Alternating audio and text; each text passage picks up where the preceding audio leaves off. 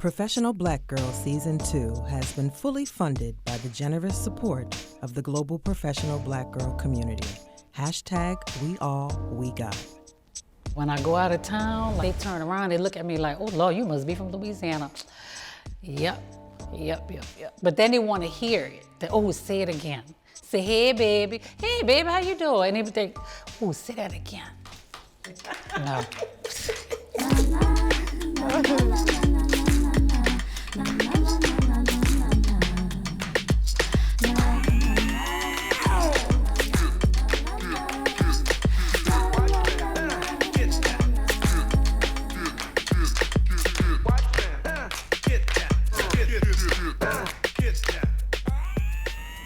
So since you work in the area of speech, do you code switch? I definitely code switch, probably on a daily basis. Give me your code switch voice. Come here, little girl. What I told you to stop doing that. Get over here now. So somebody comes to my door, hi, my name is Gina, how can I help you? One thing about New Orleans, when you meet somebody and if you don't know them, besides asking them where they're from, what school you went to. Usually they talk about high school, but like a lot of times we talk about elementary school because that's where we started a lot of our friendships. You kind of went by culture, you went by neighborhood, you went by families. You know, a lot of us went to Catholic schools. And I don't know that it was financial. And I had friends who went to public schools whose parents could afford to send them to wherever they wanted to go, but I think for them it was generational. You know, all the family went to that school, so you're gonna go there too. Growing up, you don't know race. We're taught that by somebody. It's not automatically instilled. I just found out from a friend that we integrate our elementary school. I didn't know that. We came from, I want to say a little highfalutin preschool, Martinez preschool. Martinez Kindergarten School is said to be the first and only pre-kindergarten school for children of color in Louisiana. We left there and went to St. Leo the Great. Well, I mean, we went with our friends. So far as we knew, we just went to school with our friends. We did not know that we were integrating this white Catholic school, but it didn't affect us. And like some of those students I moved to high school with when I went to Cabrini, and we're still friends to this day. And from there, I went to XU, Xavier University. Where are we going? Where are you taking us? Right now, we're going to Xavier University, HBCU in New Orleans. What years were you at Xavier? 79 to 84. That's interesting. My dad was there during that time. Really? Those was probably the time I was terrorizing the campus. Yes, indeed. Probably so, probably so. I wanted to include Miss Gina in this season of Professional Black Girl, not just because of the school she attended, but because of her identity. So I'm gonna ask you the question that people from New Orleans wouldn't ask, but people who are not from New Orleans probably would ask. Miss Gina, are you Black? Racially, I am Black. My birth certificate says Negro or colored or one of those. Growing up, you know, you're Creole of color.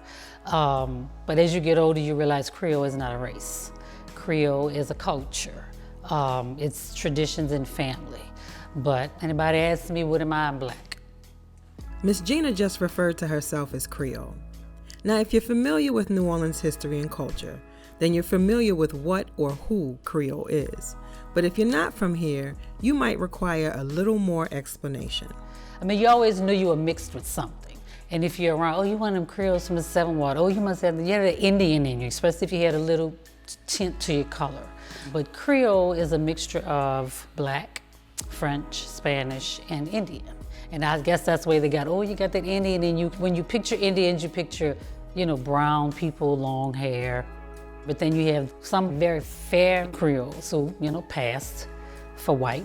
A lot of them left, married outside of their race. Some of them told their families, some of them didn't. But it's basically a culture. It's what you know, it's what you learn. It's you know you're not 100% of anything. You're just not sure what percentage of what you actually are, because that kind of depends if, you know, if you came from the plantation side or if the French that settled here, if you came from that side. It's just a big, like they say, the gumbo pot. It's a mixture of a little bit of everything that we find here in the city. The culture is, well, they used to speak the French language. The older generation did. They didn't really transfer it down to the younger generation, mainly because when they were talking, they didn't really want you to know what they were talking about or who they were talking about. It's the neighborhoods, it's the 7th Ward, the 8th Ward of Treme. It's the food, the way we cook, because we cook differently from even the Cajun, you know, they want to call us Creole Cajun. It's totally different. You know, we use a lot of seasoning, we don't measure anything.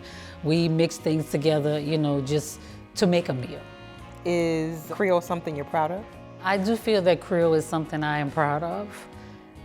The only thing is, as you think about it and you visit the plantations, when you go and you see the houses, the things that were there, where they had to sleep, you know, how they live, you get angry. And, you know, because people said, oh, you know, y'all have that heritage, but you're like, you know, your grandmother, grandfather, great, or whatever, 3rd, 4th generation down, you know, they were raped. It's not like they gave it up. You know, some may have, you know, if they felt that's what they had to do, they went into it, you know, wholeheartedly. Okay, well, if this is gonna get me out of here, get me and my children out of here, or my family out of here, I'll, you know, this is what I'll do. I'll just have to, you know, submit to whatever's gonna happen. But prior to that, they had no choice, you know, they had no choice. So it's two sides to it. It makes you angry, you know, especially when you're just reading and thinking about things that have gone on in the past. It's like, we shouldn't be so proud, but we have no choice. I mean, we can't change it. We can't change it. In addition to growing up Creole, Miss Gina also grew up Mardi Gras. Happy Mardi Gras!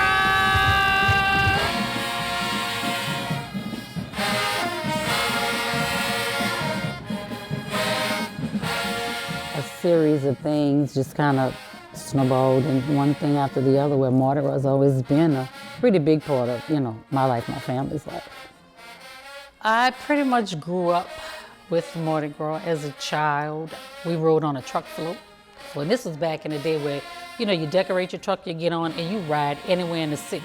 There were no ordinances. We had to follow, we didn't follow a route. So we just mapped out our route. Oh, we're going by so-and-so's grandma first. Oh, we're going here. So I did that as a child.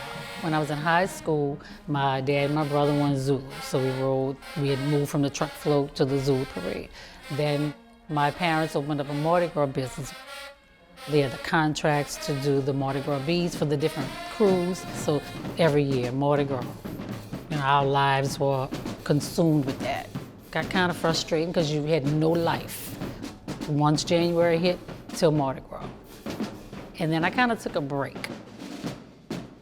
Then a few years ago, a crew started, predominantly Black, all-female Mardi Gras parading crew. So I was recruited to join that, and then our first year riding, I was recruited to be a lieutenant. So I'm like, oh Lord, I thought I was finished with Mardi Gras. I got back into it, just to jump back into it and kind of get that feel of Mardi Gras again. It's mainstream, they're just coming to see, oh, New Orleans is the party city, oh, we're just gonna go drink and have fun and fall out and just wake up the next day and do it all over again. But for us, in the Black community, everybody knows somebody on float in some parade. You know somebody in the band, maybe your daughter's in the parade, your son, your grandbaby, somebody, we're coming out to see somebody. It's more of a family day and outing, and we're going to see our friends, rather than I'm just coming to see what y'all doing. Being in New Orleans, I enjoy most, I guess, the freedom. It's home. I mean, you know, like, this is no place like home. But it's just being able to be ourselves, you know. Nobody's judging you here at any time. I am Gina Smith. I'm a speech language pathologist. I'm natural in New Orleans, and I'm a professional Black girl.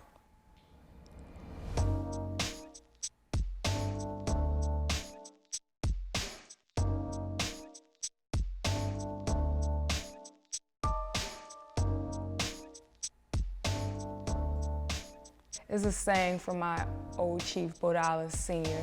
Every year around Carnival Time, we make a new suit. Back in the day, African Americans were not allowed to participate in the mainstream Mardi Gras that happens like on St. Charles. So they hid on the back streets behind masks and made suits, and that was their celebration.